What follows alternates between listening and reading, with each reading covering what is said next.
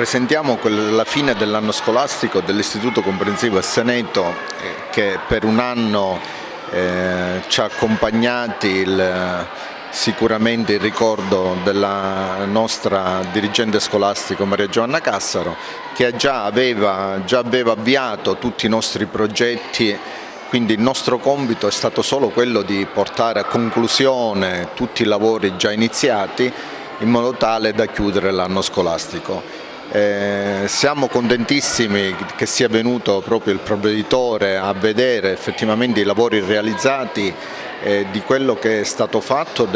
sia dei docenti che hanno lavorato con tanta passione, sia anche principalmente degli alunni e la comunità scolastica che ci ha supportato in tutte le nostre attività. Chiusura dell'anno scolastico all'Istituto Esseneto Castagnolo. È un giorno di ricapitolazione dei tanti progetti che questa scuola ha portato avanti, nel solco di quell'eccellenza che in Italia per fortuna è la scuola primaria. Ragazzi che si sono interessati di libri e di lettura, di ambiente, di territorio, di città, di centro storico, che hanno problematizzato in maniera intelligente anche tutto il contesto che vive fuori dalla scuola. Oggi in sintesi questo percorso è stato presentato al pubblico, alle autorità presenti e dimostra che in qualche modo la direzione tracciata da questo istituto, e vorrei dire più nel complesso da tutti gli istituti agrigentini che con la medesima tenacia lavorano sull'educazione di questi ragazzi, credo sia davvero un percorso giusto per educare alla bellezza e per educare all'autonomia.